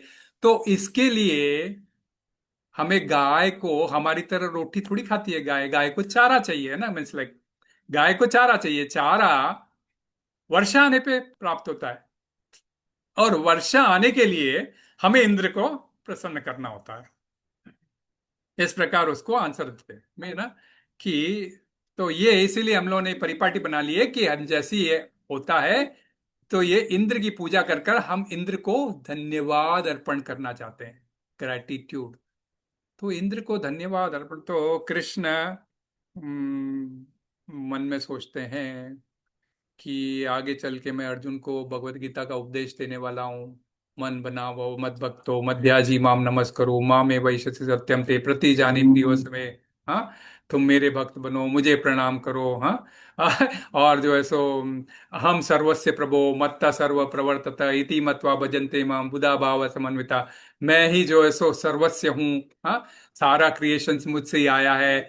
और यहाँ पे अब पिताजी बोल रहे हैं मैं इंद्र को सेटिस्फाई करना चाहता हूँ, क्योंकि वर्षा देने वाले वो है। तो बोले कि, बोलते हैं ना चैरिटी बिगिंस एट होम, है ना, कभी कभी इंग्लिश का बड़ा फेमस सेइंग है। तो चैरिटी बिगिंस एट होम, तो चैरिटी के रूप में let us begin at home the preaching. बाद में अर्जुन को तो बाद में करूंगा, अब चलो कर्म फिलॉसफी में अपने पिताजी को ही बताता हूँ। तो वे कर्म की फिलॉसफी बताते हैं। कर्म की फिलॉसफी बताते हैं कि भाई ये इंद्र, आप जो बोल रहे हो, इंद्र तो केवल एक पोस्ट है। उसका कार्य है जहां पर भी कर्म हो रहे हैं, है ना। चातुर्वर्ण्य मया सृष्टम, जो चारों वर्ण मैंने दिए हैं, लोग अपने अपने वर्णों के अंदर अपने अपने ड्यूटीज निभाना है, सबको अपने अपने कर्म करना है। यदि कोई अपना कर्म कर रहा है रेस्पेक्टफुल्ली, तो इंद्र को तो वर्षा देनी देनी है उस प्रदेश में। यदि किसी ने कर्म नहीं किया है तो इंद्र उसको नहीं दे सकता है, क्योंकि रूल है। तो बोलते हैं कि तो ये तो इंद्र केवल पोस्ट है, आज देवेंद्र होंगे, कल कल बलि महाराज, बोलते हो अगले युग में इसमें बलि महाराज होने वाले इंद्र। तो इंद्र तो पोस्ट है। पोस्ट बदला, व्यक्ति बदल, जैसे इलेक्शन होता है, इलेक्शन खत्म हुआ, दूसरा प्रधानमंत्री बन गया। चीफ मिनिस्टर आज है, कोई दूसरा बन जाएगा। और 5 साल बाद इलेक्शन होंगे और क्या तीसरा बन जाएगा। तो ये तो रोटेशन पे है। तो इस मनवंतर में इंद्र जो भी है वो तो चेंज हो जाएगा, और अगले मनवंतर में कोई और बनेगा। तो उसको प्रसन्न करने के आपको क्या मिलने वाला है उस पोस्ट को प्रसन्न करके? भाई जो भी हम बोलेंगे भाई वो योजनाएं लेके आ रहे हैं, जैसे मंत्रिमंडल में यदि तुम कृषि मंत्री को ये करना चाह रहे हो, भी कृषि के लिए अनेक उन्होंने प्लान्स लेके आए, फार्मर्स को हेल्प करने के प्लान्स। तो प्लान्स वो लेके आए या मंत्रिमंडल लेके आए? गवर्नमेंट लेके आई है, गवर्नमेंट ने डिसाइड किया, तो उसको हेड कौन करता है? चीफ मिनिस्टर हेड करता है, राइट? या प्रधानमंत्री हेड करता है। तो वो जब लेके आ रहा है, वो जब ये करता है, तो इम्प्लीमेंट करने का काम है रेस्पेक्टिव मंत्रियों का। कृषि मंत्री का काम है, एजुकेशन मंत्री का काम है, स्वास्थ्य मंत्री का काम है अपने अपने एरिया में ये सारा एग्जीक्यूट करे, है ना। आप धन्यवाद देना चाहोगे तो किसको देना चाहोगे? मंत्री को दोगे ठीक है, लेकिन मंत्री से ज्यादा आपको उस गवर्नमेंट को देना चाहिए जिन्होंने ये निर्णय लिया है, ताकि सबका भला हो रहा है ना। एटीट्यूड फॉर ग्रेटिट्यूड इस गवर्नमेंट के प्रति करना चाहिए ना, इसलिए तो हम प्रधानमंत्री या चीफ मिनिस्टर को धन्यवाद ज्यादा करते हैं ना भाई, उनके वजह से। बाद में कोई कोई ये नहीं बोलता है कि ये एजुकेशन स्कीम फलाने एजुकेशन मिनिस्टर के टाइम में आई थी, नहीं, फलाने कांग्रेस फलाने गवर्नमेंट के टाइम में आई थी, वो याद रखता है ना। क्योंकि अपराधी हमारे तो सब परियोजनाएं जो सो एक परिवार के नाम पे चलती है, तो वो देख के ऑटोमेटिक पता चल जाता है कि उसी परिवार ने सब कुछ किया है। तो वही याद रखते हैं, उस परिवार के अंदर किसने ये कार्य किया उसको कोई याद नहीं रखता है ना। तो वो एक हिसाब से वो एग्जैक्टली उन्हीं को पूछ रहे हैं जिन्होंने कराया काम। तो वैसा, तो ये कर्म फिलॉसफी तो बोलते हैं उनका काम है ऐसा देना करना, हमें ऐसा उनको पूछने की जरूरत नहीं। तो पिताजी बोलते हैं तो फिर किसकी पूजा करना चाहिए? तो बोले हमें गोवर्धन की पूजा करना चाहिए। बोले ये सब कुछ हमें देता है। अभी हमने जो श्लोक पढ़े थे ना, हमें स्टार्टिंग में, है ना, हरिदास वरियो, ये राम कृष्ण की सेवा के लिए और गोप गोपिकाओं की सेवा के लिए सब कुछ देते हैं। भले हमको ये खाने के लिए फल देते हैं, खाने और चलने के लिए ग्रास देते हैं, पानी देते हैं, झरने प्रदान करते हैं, आराम से रहने के लिए, जिंदगी प्रदान करने के लिए जगह प्रदान करते हैं, तो ये तो गोवर्धन को हमें धन्यवाद करना चाहिए, ये ज्यादा हमको देते हैं। वो तो केवल एक वर्षा देते हैं, और वो तो उनका रू उनका उनका तो ये है ड्यूटी देने का। तो अब बोले बोले कुछ भी हो जाओ, बोले तो कर्म फिलॉसफी देते देते बोले सभी लोग, पिताजी बोलते अच्छा ठीक है। तो सुनते रहते हैं सब कोई, लेकिन सब चीज को एक बात पसंद आती है, चलो ठीक है कृष्ण बोल रहा है ना, चलो इसके बोलने के हिसाब से कर देते हैं, तो सब कोई मान जाते हैं। तो नंद बाबा मान जाते हैं, बोले चलो ठीक है इस बार कृष्ण बोल रहा है गोवर्धन की पूजा करना है, चलो हम गोवर्धन की पूजा करेंगे। बोलते बच्चे हैं तो ठीक है गोवर्धन की पूजा करेंगे, मन में हम कुछ भी प्रार्थना करना है कर लेंगे। ऐसा कर कर जो है सो गोवर्धन की पूजा के लिए रेडी होते हैं, सारे गांव वाले रेडी होते हैं। तो बोलते हैं ना कि कृष्ण को सर्व करने के लिए कोई भी तत्पर रहता है ना। आज 56 भोग बोलते माता जी सब तत्पर होके रेडी होके 56 भोग बना के ले आए ना। और केक का तो एक वो आइसिंग टच था आज। तो सेवा में आइसिंग टच बोलते हैं ना, वैसा। तो कोई भी रेडी हो जाता है, तो इसका मतलब ये नहीं है हर किसी ने सेवा की, चाहे पूरी सेवा को कुछ भी सेवा करो, तो सेवा हर किसी ने की सेवा जो भी सभी लोगों ने सेवा की। तो ये जब सेवा होती है तो ऑटोमेटिकली कृष्ण का प्रेम कृपा के रूप में बंटना शुरू होता है।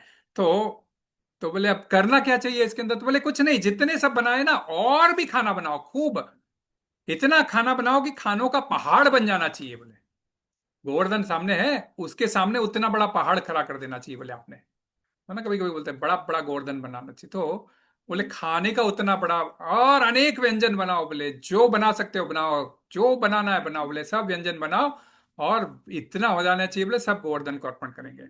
ठीक है, तो सब बना के जो एज इट इज इंद्र की ले रहती है वो ले आते हैं और ले जाती हैं और गोवर्धन को अर्पण करते हैं। तो गोवर्धन को अर्पण करते बोले बस तो उसी समय जो है सो उनको रिक्वेस्ट किया जाता है लीजिए स्वागत है। तो जब ये तो जब बोला जाता है तो ठीक है कोई बात नहीं। जब बोल रहे हैं तो चलो समर्पण करते हैं, ऑफर करते हैं, रखते हैं, सारा पहाड़ बना देते हैं और उसके बाद में ऑफर करते हैं। तो जो मैंने सेकंड श्लोक पढ़ा था ना कि कृष्ण स्वयं गोवर्धन का रूप लेते हैं और सब प्रसाद ऑफर खा लेते हैं, जो सेकंड श्लोक आज का मैंने जो पहले ओनली रेड 2 श्लोक का, सो अभी ले नहीं पाएंगे इसलिए मैंने उसी समय पढ़वा दिया था। तो अनेक विशाल ऐसा गोवर्धन में क्या होता है कि कृष्ण अपने आप को एक्सपैंड करके पहाड़ के रूप में लेते हैं, हजारों हाथ, है ना। हम गाते हैं ना हरि ही ओम सहस्र शीरशा पुरुष सहस्त्राक्ष सहस्त्रपात सहस्त्र हाथ है सहस्त्रपात है। हाँ, तो सहस्त्र और विश्व रूप में भी उन्होंने यही दिखाया था, है ना। तो सहस्त्र हाथ उगाते हैं और अनेक हाथों से जितना सारा खाना है उठा के वह ग्रहण करना शुरू कर देते हैं, जितना ऑफर्ड है। अब जब सेवा की बात आती है तो कभी कभी बोलते हैं ना हम शायद मैं सेवा कर दूंगी लेकिन मैं उस वहां तक नहीं आऊंगी। तो बलियोर नाम में एक गांव में बैठी एक गोपी थी, बोले मेरा कोई लेके नहीं गया, मैंने इतना कुछ बना के रखा है, मैं ऑफर कहे कृष्ण मैं भी सेवा करना चाहती थी गोवर्धन की, आप बोले वैसे आपसे, बट कोई लेके नहीं गया। तो तुरंत गोवर्धन ने अपना हाथ बलियोर तक लेके गए और वहां से उसका स्वीकार किया और खा लिया। एक और हाथरस में एक गोपी थी, वो भी नहीं आ पाई, होता है ना, कभी कभी घर में निकल जाते हैं, अरे मैं रह गई नीचे, गाड़ी चली गई, वैसा टाइप। वो भी नहीं आ पाई। तो कोई बात नहीं, वो थोड़ी बीमार भी थी तो वो रह गई थी घर पे, लेकिन फिर भी उसने कुछ ऑफरिंग बनाई थी। तो एक और हाथरस तक जाता है, काफी दूर है हाथरस। गोवर्धन ब्रज परिक्रमा में एक हाथरस नाम का गांव है, आज भी है। हाथरस तक हाथ गया, उसके उनके उसके वैसे याद। और वो गोपिका ऑफरिंग उन्होंने स्वीकार किया और ग्रहण कर लिया। और सारा खत्म हो रहा है और बोल रहे हैं कृष्ण, अणियोर अणियोर अणियोर। और सब बोल रहे हैं और अणियोर का मतलब मुझे और दो, मुझे और दो, मुझे और दो। और सब लाए जा रहे हैं, खिलाए जा रहे हैं, खिलाए जा रहे हैं। और नंद बाबा और ये सब सोच रहे हैं भाई हम सब इन्हीं को खिला देंगे तो फिर हम लोग क्या खाएंगे। कभी कभी होता है ना भाई, इतना सारा इन्हीं को ही खिला दे। और ये सब खा भी रहे हैं कि अभी तक क्या इंद्र का तो खाली ऑफरिंग, वो तो कुछ खाते नहीं थे। और ये गोवर्धन तो सब खा ले रहे हैं। तो कृष्ण वही रूप में रहते हैं, उनको बोलते हैं चिंता मत करो, चिंता मत करो। जो कुछ भी मैंने खाया है वो एज इट इज वापस बाहर प्रकट कर देते हैं, एज इट इज। बोले मैंने खा लिया है, अब तुम इन सबको प्रसाद रूप में ग्रहण करो, है ना। तो हम बोलते हैं कभी कभी, अरे बच्चे कभी कभी पूछते हैं ना भी, कृष्ण ने तो कुछ खाया ही नहीं है, ये तो एज इट इज है, मैंने चार पराठे रखे थे, चार एज इट इज ही पड़े हैं, कृष्ण ने तो खाया ही नहीं है। हाँ, कृष्ण को खाने के लिए कोई इंद्रियों की जरूरत नहीं होती है। नेत्र के खाली उनको देखने की जरूरत है, नेत्र से भी वे खा सकते हैं। हमारे को खाने के लिए दांत और मुंह चाहिए, भगवान को खाने के लिए कुछ भी जरूरत नहीं है, नेत्र से ही वे खा सकते। तो उनकी नेत्र दृष्टि हो गई, मतलब ही प्रसाद हो गया। ये सारा संसार भी उनके नेत्र दृष्टि से मात्र से प्रकट हुआ है। आप देखते हो ना वहां पे कारणोदक्षाई विष्णु सागर में लेटे हुए हैं और मात्र ऐसा दृष्टिपात कर रहे हैं, रेज आ रही है, उससे सारा क्रिएशन हुआ है। तो इस प्रकार उन्होंने सारा कुछ खाया और सारा कुछ वापस रिटर्न कर दिया। रिटर्न कर दिया तो सबको बस क्या था, महाप्रसादे गोविंदे नमो ब्राह्मणी वैष्णवे, सब लोगों को महाप्रसाद मिल गया। महाप्रसाद मिलते ही सब जो है सो बड़े प्रसन्न हो गए। खूब आराम से खूब खाया पिया, अपने रिश्तेदारों को खिलाया, जितना पैक करके ले जाना था पैक करके लेके गया घर पे, क्योंकि सारा कुछ तो वापस पड़ा गया, तो खाना तो हमको ही है, भक्तों को ही खाना होता है। तो जो भी बनाया सब वापस रिटर्न हुआ। रिटर्न होके बड़े आनंद के साथ में खूब धूमधाम से वो घर पे गए। तो 5,000 साल पहले कृष्ण ने इंद्र की पूजा बंद करवाई और ये गोवर्धन की पूजा शुरू करवा दी, जो आज तक चालू है। हाँ? मद भक्त विनोदार्थम, है ना, कृष्ण बोलते हैं मद भक्त विनोदार्थम, perform and celebrate my lilas for the pleasure. मेरी लीलाएं रिपीट करते रहो, परफॉर्म एंड सेलिब्रेट। इसलिए आप देखते हो कृष्ण का जब भी कोई या कोई भी त्योहार हम आते हैं तो पहले हम सेलिब्रेशन में लग जाते हैं ना। तो परफॉर्म एंड सेलिब्रेट। तो तो ये सब सेलिब्रेट कर रहे थे, तो अन्नकूट का पूरा पर्वत सबके बीच में बांटा गया और सब आराम से सेलिब्रेट करके एकदम खुशी खुशी घर गए और आराम से सो के उन्होंने ये किया। तो 5,000 सालों से ये अन्नकूट का ये डिसबर्समेंट आज तक चालू है, 5,000 सालों से। और सौभाग्यशाली है कि जिद्दा में तीसरी बार तो मैं ही कर रहा हूँ। मैं आया तब पहले छोटा सा किया था, पिछली बार वैसे बड़े किया था, और आज भी आज सब भक्तों की कृपा के वैसे हम बड़ा कर पाए। चाहते हैं बहुत कुछ लोग आए, परंतु कई लोगों को व्यस्तता रहने से कई लोग आते नहीं है, तो ठीक है, उनके लिए स्वीकृति मिले, हम तो यही प्रार्थना कर सकते हैं। तो मद भक्त विनोदार्थन, हम भी ये करते गए कृष्ण के विनोद के लिए और उनकी कृपा प्राप्त करने के लिए प्राप्त करते हैं।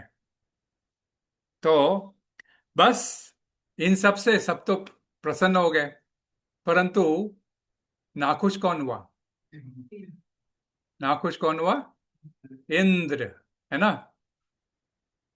हो तो 56 भोग लग गया है, हमें भी थोड़ी देर में खाना है, लेकिन पहले इंद्र को हमारे उसकी ये सुनना बहुत जरूरी है। तो इंद्र को पता चला कि एकदम ये क्या हो गया। बोले इस बार ऑफरिंग आया नहीं, बोले गोवर्धन से, इस बार वृंदावन से बोले ऑफरिंग आया नहीं। बोले क्या बात कर रहे हो, आया नहीं, क्यों नहीं आया? तो बोले कि नहीं, इस बार उन्होंने बोले एक ऑर्डिनरी बालक को कहने पर उन्होंने पर्वत को खिला दिया। और वो पर्वत कौन सा? पर्वत कौन सा? गोवर्धन। गोवर्धन पर्वत को खिला दिया। तो बोलते ये कैसे हो सकता है, बोले ऑर्डिनरी मेरे कहने के हिसाब से गोवर्धन पर्वत को खिला दिया, मेरे को जो प्रसाद आना था गोवर्धन पर्वत को खिला दिया। क्रोध एकदम, बुलाओ, बोले संवर्तक को बुलाओ, संवर्तक को बुलाओ। अब ये संवर्तक कौन था? बादल। संवर्तक कोई साधारण बादल नहीं था। संवर्तक बादल, जब जल में प्रलय मीन्स धरती पर प्रलय लाना होता हो, तब संवर्तक को बुलाया जाता है।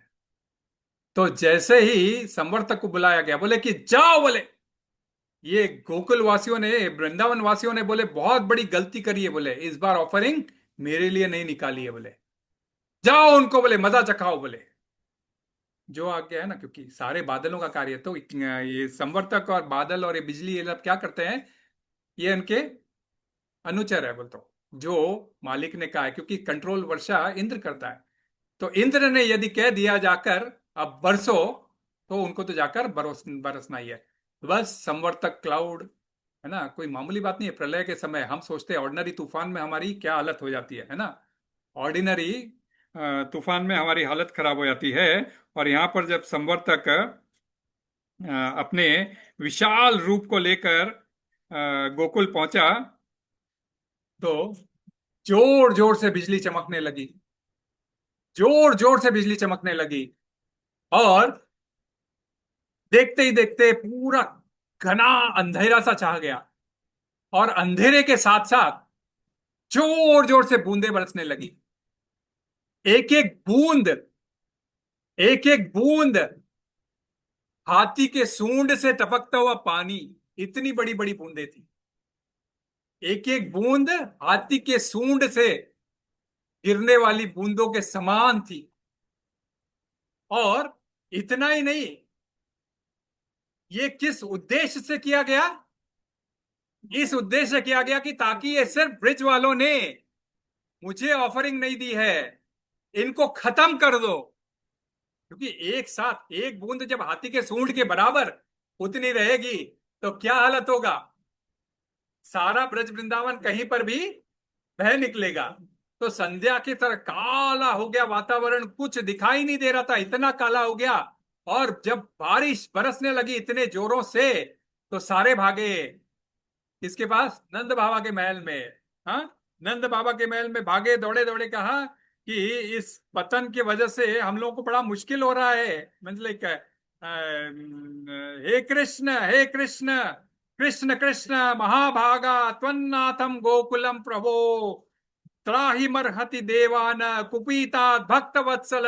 इस प्रकार प्रार्थना करते हुए सारे गोकुलवासी, सारे ब्रजवासी कृष्ण के पास गए। अरे कृष्ण, आपने कहा था इस बार इंद्र की पूजा मत करो, गो वृंदावन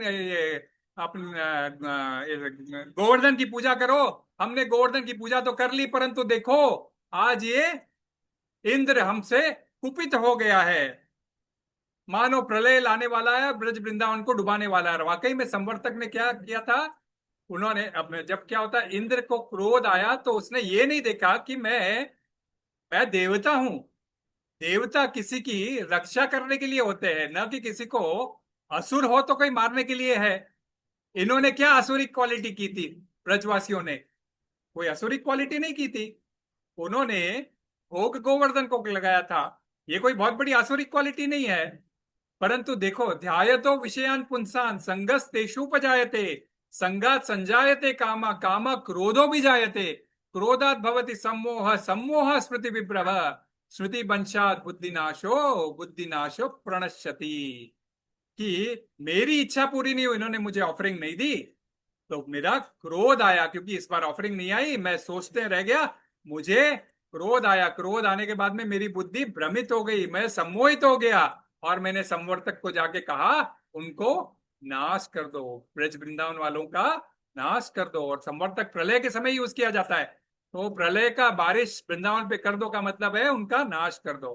तो अंत करने का तक किसी का सोच लेते हैं, है ना। तो ये बहुत सोचने की बात है।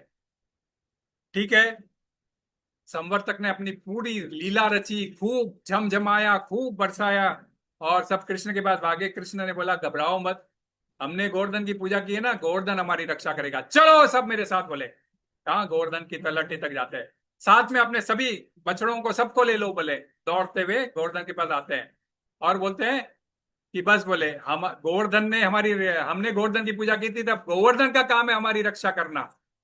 तुरंत उन्होंने गोवर्धन की तलहटी पर जो है कई लोग मीन्स लाइक अपने जत्तीपुरा को मानते हैं, कई लोग जो है सो दूसरी जगह को मानते हैं कि भी कृष्ण यहाँ खड़े हुए और उन्होंने गोवर्धन को अपने हाथ से उठाया, बाएं हाथ से उठाया और अपने उंगली पर खड़ा कर दिया, अपने उंगली पर खड़ा कर दिया, लेफ्ट हैंड से उठाया और एक अपनी उंगली पर खड़ा कर दिया, वो भी छोटी वाली उंगली बोलते हैं, है ना। और सभी गोकुलवासी अपने अपने लकड़ी लेकर सहारा देने लग गए कि भाई कृष्ण अकेला उठा रहा है, मुश्किल हो जाएगा, छोटी सी नन्ही सी जान है, माता वात्सल्य प्रेम, बाकी सब ग्वाल बाल अपने ये क्या बोलते हैं, दोस्तों का प्रेम, इनका जो बोलते हैं ना कि साख्य भाव, और गोपियां परेशान, अरे मेरे नाथ का क्या हो जाएगा, इस प्रकार। तो सभी लोगों ने अपनी लकड़ियां लगाई, बोले हम भी कुछ सहारा करते हैं। तो कृष्ण सबके साथ आनंद लेना चाहते थे, तो बोले सब लकड़ियां लगाई है। तो कृष्ण ने हल्के से अपने हाथ ऐसे ऐसे किया, तो सारा पर्वत ऐसे डगमगाया, तो सभी लोग घबरा गए। तो बोले अरे रे कृष्ण रे, जोर जोर से चिल्लाने लगे, अरे क्या हो गया, सारा पर्वत गिर जाएगा। ठीक है, तो कृष्ण ने वापस संभाल लिया। तो इस प्रकार, और गोपियों का पास में रहना, राधा रानी का पास में रहना, माता वात्स का पास में रहना, ऐसे एक नहीं, दो नहीं, तीन नहीं, पूरे 7 दिन निकाल दी। किसी को कोई भूख प्यास नहीं लगी, कृष्ण पास में थे, कृष्ण की सेवा में लगे हुए थे, कृष्ण के साथ अपनी अपनी लीला। हर कोई सोच रहा था कृष्ण सिर्फ मुझे ही देख रहे हैं। पूरा गोवर्धन में जितने नीचे लोग खड़े थे सब लोग, तो कृष्ण को एक साथ सभी लोगों को रहने का अवसर प्राप्त हुआ। जो गोपियां रात में निकल नहीं सकती थी, जैसे कृष्ण मुरली बजाते थे, रात में निकल नहीं सकती थी, पति है ये है, तो वैसे सारे गोपियों की का विवाह कृष्ण से ही हो गया था, है ना। जब ये ब्रह्म विमोहन लीला हुई थी, तब बांडीर वन में मीन्स लाइक राधा रानी के साथ ब्याह हुआ। उसके बाद में अनेक ग्वाल बाल के रूप में जब कृष्ण थे, तब सारी गोपियों के, तो एक हिसाब से सारे गोपियां ऑलरेडी कृष्ण की पत्नियां हैं। तो और कई सेवा वालधारियां हैं, वो अलग बात है। तो ये सारी गोपियां, उनको भी कृष्ण के साथ रहने का मौका मिला, राधा रानी को साथ में मिला, सब अपने अपने रूप में रस का आनंद ले रहे हैं। तो इस प्रकार कृष्ण के शरण में जो भी आता है, कृष्ण गोकुल वासियों का, ब्रजवासियों का कभी भी हानि नहीं कर सकते। बड़े भक्त वत्सल है, सारे भक्तों को उन्होंने आनंद दिया, और पर्वत को एक नहीं दो नहीं, पूरे 7 दिन तक रखा। तो कोई बोलेगा 7 दिन तक ऐसे पानी गिरता रहेगा, जैसे पानी गिर ही रहा है अभी, तो पानी जब गिरता रहेगा तो हम तो डूब जाएंगे, तो ये गोवर्धन पर्वत ना गिर जाए पूरा। कृष्ण ने ऑलरेडी सुदर्शन चक्र को आज्ञा दे दी कि इस गोवर्धन पर्वत के ऊपर पंखे की तरह मंडराओ। पंखे की तरह मंडराया, तो पानी जो भी गिर रहा था वो पंखे को लग के गोवर्धन के ऊपर नहीं गिरकर बाजू आजू में ही गिर रहा था। फिर कोई सोचेंगे भाई आजू बाजू गिर रहा था तो गिर तो जमीन पे ही रहा था, तो जमीन भी तो धंस जाएगी पानी के अंदर। कृष्ण ने अनंत शेष को ऑर्डर दे दिया, बलराम जी के एक्सपेंशन है ना, अनंत शेष के रूप में ऑलरेडी है, बोले आके ब्रज को उसको संभाल लो। तो अनंत शेष नीचे से आकर पूरे ब्रज वृंदावन को अपने पन के ऊपर स्थापित कर लिया। तो जो सूंड के समान बूंद ये डाल रहा था संवर्तक, 7 दिन तक करते करते इतना थक गया कि उसका पूरा एनर्जी लेवल खत्म हो गया, एक भी बूंद उसके बाद में वो प्रकट नहीं कर पाया। जाके उसने इंद्र से बोला, मैं तो थक गया हूं, अब मैं तो पूरा सूख गया हूं, थक गया हूं, मैं सूख गया हूं, मेरे साथ में तो प्रलय के लिए छोड़ो, अपने लिए भी जल नहीं बचा है मुझ में, मैं इतना थक गया हूं। तो इस प्रकार जाके उन्होंने उनसे गुहार लगाई, और सारा वर्षा जो है सो अचानक बंद हो गया।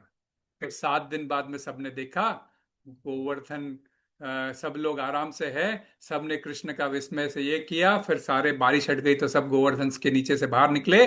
फिर कृष्ण ने वापस गोवर्धन को उसी जगह स्थापित किया, और सभी लोग स्नेह से मिलन करते हुए, गले मिलते हुए, स्नेह मिलन करते हुए आराम से घर की ओर निकल जाते। कृष्ण बोलते तुम लोग चलो, मैं भी आता हूँ, क्योंकि उनको पता था जिसने किया है इंद्र, उसको शर्मिंदगी होने लगी। वो जैसे ही आके बताता है संवर्तक ऐसे ऐसे हो गया, तो उसको तुरंत रियलाइज होता है, बोले मैंने बहुत बड़ी गलती कर दी। मैं जिसकी आज्ञा से यहाँ बैठा हूँ शायद ये वही है, बोले और कोई हो नहीं सकता। बोले संवर्तक को जो रोक सकता है तो बोले और कोई नहीं, बोले जिन्होंने मुझे यहाँ बिठाया है इस पोस्ट पे वही हो सकते हैं। तुरंत उसको रियलाइजेशन होता है मैंने बहुत बड़ी गलती कर दी है। जाते हैं, अब शर्मिंदा होते हैं तो जाए कैसे, तो ब्रह्मा जी आते हैं, बोलते हैं इंद्र तूने क्या बड़ी गलती कर दी है, मैं भी फंस चुका हूँ। एक बार पहले ब्रह्मा मुनि में विमोहन लीला करके, वे अखिल कोटि ब्रह्मांड के नायक है भाई, जाके अब उनसे माफी मांग। तो बोले माफी मांग लूं? बोले मैं ऑलरेडी, बोले मुश्किल है माफी मांगना। बोले वो क्रोधित हो जाएंगे। तो बोले नहीं, बोले एक काम कर, बोले सुरभि को अपने साथ में ले जा, वे गायों से बड़े प्रसन्न होते हैं। तो सुरभि को अपने साथ में ले, इसलिए जब देखते हो ना आप लड्डू गोपाल का कृष्ण रहता है। कल मैं इसका आपके यहाँ लेने वाला हूँ समरी, दामोदर अष्टकम का। तो ये लड्डू गोपाल के रूप में इसीलिए हम देखते हैं कभी ना कभी साथ में एक गाय रहती, ये रहती, कुछ ना कुछ रहता ही है। तो सुरभि को ले जाओ, बोले गायों से वो बड़े प्रसन्न रहते हैं। तो गायों से प्रसन्न होते सुरभि को लेके जाओ। तो इंद्र फिर ब्रह्मा जी की रिक्वेस्ट मानकर सुरभि गाय के साथ में वहां जाते हैं। और कृष्ण ऑलरेडी एक गुफा में बैठे हुए होते हैं। बोले तो अनेक गुफाएं हैं वहां पर, आप देखो कि आज भी है गुफाएं। गुफा में बैठे होते हैं, आराम कर रहे होते हैं, और सभी लोग जा चुके होते हैं, सिर्फ ये अकेले ही होते हैं। इनको पता है क्योंकि आने वाला है इंद्र। तो इंद्र आता है और क्षमा याचना मांगता है। तो कृष्ण ऐसा उसको देखते हैं, क्या सोच के तूने किया था ऐसा? अहंकार के मारे, बोले मेरी गलती हो गई। तो बोले हम मुझसे गलती हो गई, क्षमा चाहता हूँ। ओके, कृष्ण कुछ नहीं बोलते, अच्छा ठीक है, क्योंकि कृष्ण ने अनेक असुरों का वध किया, इंद्र का भी वध कर सकते थे उनके कार्य में बाधा डालने के लिए, परंतु वे जानते हैं वे डिवोटी है। कभी कभी क्या होता है, डिवोटी का भी कभी कभी ये हो जाता है, तो उनको ठिकाने लाने के लिए कभी कभी एक तार खींचना पड़ता है ना। कभी कभी हम बोलते हैं नहीं आदमी अच्छा है, इसको थोड़ा ठिकाने लाने के लिए इसको एक थोड़ा ये टच, इसका कभी ना वीक पॉइंट टच करना पड़ता है। तो इंद्र को थोड़ा घमंड आ गया था कि मैं स्वर्ग का राजा हूं। उस घमंड को चूर करने के लिए कृष्ण ने बस एक तार खींचा, क्या, गोवर्धन को उठा के एक तार खींचा, तो एकदम वो अपने औकात पे आ गया और अपने से माफी मांगने के लिए कृष्ण से आ गया। तो कृष्ण कुछ बोल नहीं रहे थे, तो सुरभि ने रिक्वेस्ट की कि वाकई में इनसे गलती हो गई है, हम क्षमा चाहते हैं, मैं भी आपसे क्षमा चाहती हूँ इनके भी आप पे। तो कृष्ण बोलते हैं नहीं नहीं, क्षमा की बात नहीं है। आप कभी भी याद रखो कि हम जो भी कार्य करते हैं, कार्य करना हमारा कर्तव्य है। हाँ? आपको अपना कर्तव्य समझकर ये कार्य करना है, आपने नहीं डिसाइड करना है। योग भोक्ताराम यज्ञ तपसाम सर्वलोक महेश्वरम सुहृदम सर्वभूतानाम ज्ञात्वा माम शांति मृच्छति, बोलते ना सारे यज्ञों का भोक्ता मैं हूं, तो इस संसार का भी भोक्ता मैं अकेला हूं, तुम सब उपभोक्ता हो, इंक्लूडिंग इंद्र वगैरह सारे, कि ये सारे इस भौतिक जगत में, इंद्र चंद्र देवी देवता सारे नीचे काले वाले में ही है, ये सारे उपभोक्ता है, भोक्ता सिर्फ मैं ही हूँ, कृष्ण बोलता है। और कोई बोलते हैं कृष्ण को ऐसा घमंड है जो बोलते हैं मैं भोक्ता हूँ, तो बोलते कोई घमंड की बात नहीं है, जो है वो पोजीशन बता रहे हैं ना। कोई सीईओ है, हमारे जैसा सीईओ है, फोर्ब्स मैगजीन में उसका ये गिरा, क्या बोलते हैं, जीसीसी के फोर्ब्स मैगजीन में उसका नाम आया। तो उनका आज कुछ केक कटिंग वगैरह था, सेलिब्रेशन था, तो मैंने ये किया, मैंने वो किया, बोलते ना। तो जब कोई ऑर्डिनरी सीईओ ऐसा बोल सकता है मैंने ये किया, मैंने वो किया, तो ये तो अखिल कोटि ब्रह्मांड के नायक है जिन्होंने ये सब कुछ क्रिएट किया, वो क्यों नहीं बोल सकते कि भोक्ता मैं हूं, है ना। ये एक सिंपल सी बात है। कभी कभी लोग बोलते हैं कृष्ण बड़ा घमंडी है, मैं भगवान, मैं भगवान बोल रहे हैं, हमारे राम जी अच्छे कभी नहीं बोले, तो राम जी का रीजन था कभी नहीं बोलने के लिए उनका रीजन था, मनुष्य रूप में आए थे वो। तो जो भी शिक्षा है भगवत गीता की हम सीखते हैं, वे सारी हमारी जिम्मेदार, हम उनको हमें अपने जीवन में उतारना चाहिए। तो कृष्ण डेफिनेटली हमारे रक्षा करेंगे, क्योंकि कोई भगवत गीता में वो गारंटी देते हैं अनन्यास चिंतयन्तु मां, हाँ, ये जना पर्युपासते तेषाम नित्यभियुक्तानाम योगक्षेमम वहाम्यहम्, जो इंश्योरेंस वालों का योगक्षेमम जो श्लोक है, वो इन्होंने यहीं से उठाया कि भाई हम आपकी रक्षा करेंगे। तो कृष्ण ने सारी रक्षा की, गोवर्धन के थ्रू की भले ही, लेकिन की, तो रक्षा की। तो उस प्रकार, तो ठीक है। अब सुरभि बोलती है कि कृष्ण को प्रसन्न करने के एक और है, बोले इनका अभिषेक करो बोले।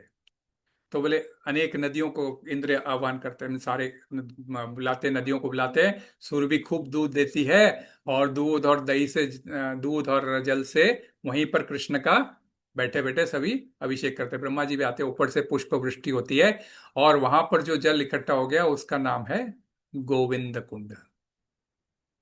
गोविंद कुंड, सारा अभिषेक किया और उस जगह का नाम हो गया गोविंद कुंड। तो आज भी है वो, जब गोविंद कुंड बड़ा अच्छा सजा हुआ रहता है। तो कृष्ण इस प्रकार परीक्षा लेते हैं। तो कभी कभी होता है, तो हालांकि इंद्र का तो बहुत बार होता है, इंद्र एक बार करता है लेकिन फिर वो राज करके उसको वापस वो अहम घमंड आ जाता है ना। ये तो अभी कृष्ण 7 साल के थे जब द्वारका से पारिजात वृक्ष जब कृष्ण ले जाते रहते हैं अपने पत्नी सत्यभामा के साथ में, तब पीछे सेना भेजता है जाके उनसे लड़ाई करो, पारिजात मेरे मेरे यहाँ से पारिजात कैसे ले जा रहे हैं तो इनमें से बार बार घमंड वापस कहाँ व्यक्ति के पास आ जाता है ये भौतिक जगत में पता ही नहीं चलता है। इसलिए समय समय पर तार खींचना पड़ता है। दुर्गा भी मदद करती है अपने त्रिशूल से ये सब तार खींचने में तभी हम भगवान को याद करते हैं। परंतु ये चर्चा अलग है। तो हम बस यही कि गोविंद, गोविंद कुंड बन गया उनका अभिषेक करने से। तो उन्होंने किन किन को सेटिस्फाई किया था, इसलिए गोविंद उनका नाम पड़ा।